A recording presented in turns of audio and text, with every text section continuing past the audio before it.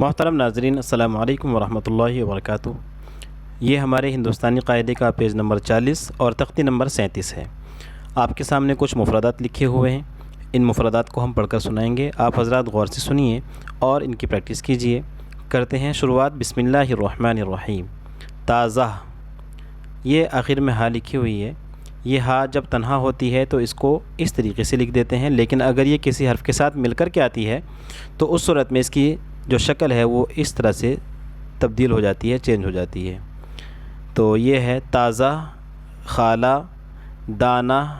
اس میں ہا کی آواز بہت ہلکی سی باہر آئے گی، پوری کی پوری آواز باہر نہیں آئے گی، اس سے سننے کے اندر بہت زیادہ خوبصورت لفظ معلوم ہوتا ہے۔ لیکن اگر ہم ہا کو پورے طریقے سے باہر نکالیں، اس کا تلفظ کریں، تو لفظ کا جو سننے کا ایک مزہ ہے وہ ختم ہو جاتا ہے اور بہت عجیب بھونڈا سا معلوم ہوتا ہے۔ تو یہ ہے تازہ، خالہ، دانہ، روزہ، سولہ، غوطہ، جلسہ، قطرہ، کمرہ، گھنٹہ، زندہ، رشتہ، سرما، عمدہ، سینہ، شیرہ، میوہ، کوزہ۔ ان کے معنی بھی ساتھ ساتھ اگر معلوم کرتے رہیں تو بہت اچھا رہے گا۔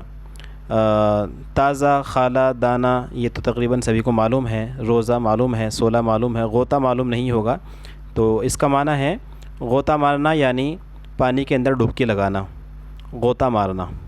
اور جلسہ کسی بڑے پروگرام کو، مجلس کو، محفل کو کہتے ہیں، جلسہ ہو رہا ہے۔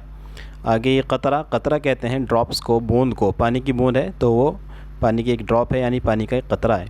کمرہ جانتے ہی ہیں، گھنٹہ یہ بھی جانتے ہی ہیں، زندہ یہ بھی جانتے ہیں، رشتہ یہ بھی جانتے ہیں، سرما بھی جانتے ہیں، عمدہ، عمدہ کے معنی اچھا، بہت اچھا۔ اور آگے سینہ بھی سب جانتے ہیں، شیرہ یہ رس وغیرہ کے معنی میں آتا ہے، اور میوہ ڈرائی فروٹس کے معنی میں آتا ہے۔ کوزہ، کوزہ کہتے ہیں پیالے کو۔ اور آگے کے جو مفردات، یہ مفردات تو پورے ہو گئے، اب ان کے جو مرکبات ہیں وہ سن لیجیے۔ اس وقت ہم پیج نمبر 41 پر ہیں اور جملے ہیں: کمرہ بند کرو، تازہ پانی پی لو، 16 آم دو، کبوتر دانہ کھاتا ہے، خالہ نے میرا موزہ بنا، آج آپا کا روزہ ہے، بستہ کھولو، سرما لگا لو،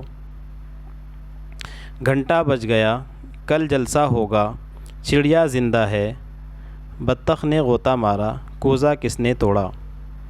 پھر سے سن لیجئے: کمرہ بند کرو، تازہ پانی پی لو، 16 آم دو، کبوتر دانہ کھاتا ہے، خالہ نے میرا موزہ بنا، آج آپا کا روزہ ہے، بستہ کھولو، سرما لگا لو، گھنٹہ بج گیا، کل جلسہ ہوگا، چڑیا زندہ ہے، بطخ نے غوطہ مارا، کوزہ کس نے توڑا۔ ناظرین، آگے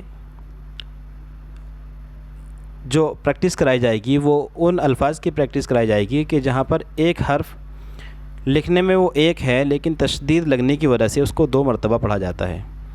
بظاہر دیکھنے میں وہ ایک نظر آتا ہے لیکن تشدید جانتے ہیں نا، تشدید کہتے ہیں یہ جو آپ 2 شوشے بنے ہوئے دیکھ رہے ہیں اس کو تشدید کہتے ہیں۔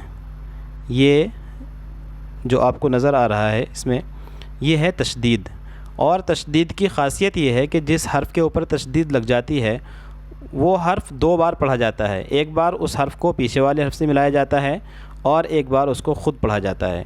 لیکن اگر اس حرف کے اوپر جس پر تشدید ہے اس کے بعد دوسرے حرف کے اوپر بھی اگر تشدید ہے تو پھر اب اس کے پڑھنے کا طریقہ یہ ہوگا کہ پہلے اس تشدید والے حرف کو اس سے پہلے والے حرف سے ملا کر پڑھیں گے اور پھر اس تشدید والے حرف کو بعد والے حرف سے ملا کر پڑھیں گے۔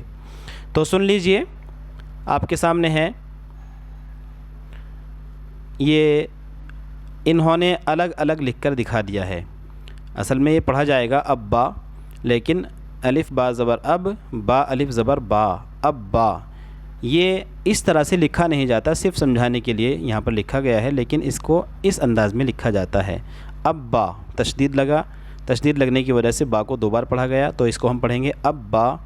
بل لی مطلب اس طرح سے نہیں لکھا جاتا ہے، یہ لام کے اوپر تشدید لگائیں گے تو جس طریقے سے پروناؤنسیشن اس کا ہو رہا ہے سیم یہی پروناؤنسیشن اس کا ہوگا۔ اس میں حروف زیادہ ہے اور اس میں حروف کم ہیں۔ بلی بلی، कुत्ता मतलब कुत्ता, डॉगी। तो बहुत सारे इस तरह के अल्फाज हैं कि जिनके अंदर तशदीद का इस्तेमाल होता है। आइए हम उन हरूफ को, जो यहाँ पर आपके सामने कुछ अल्फाज लिखे हुए हैं, उनको पढ़कर सुना देते हैं। आप गौर से सुनिए, इंशाअल्लाह इसका फ़ायदा होगा। चक्की, रस्सी, लड्डू, लट्टू, उल्लू, मिट्टी, छुट्टी, गन्ना, सच्चा, कच्चा, पक्का, अच्छा, खट्टा, किस्सा, गुस्सा, बच्चा, कौवा, भैया। एक बार फिर सुन लीजिए। अब्बा, बिल्ली, कुत्ता, चक्की, रस्सी, लड्डू, लट्टू, उल्लू, मिट्टी, छुट्टी, गन्ना, सच्चा, कच्चा, पक्का, अच्छा, खट्टा, किस्सा, गुस्सा, बच्चा, कौवा, भैया। नाज़रीन, ये थे इनके मुफ़रदात, मुरक्कबात। इंशाअल्लाह अगली वीडियो के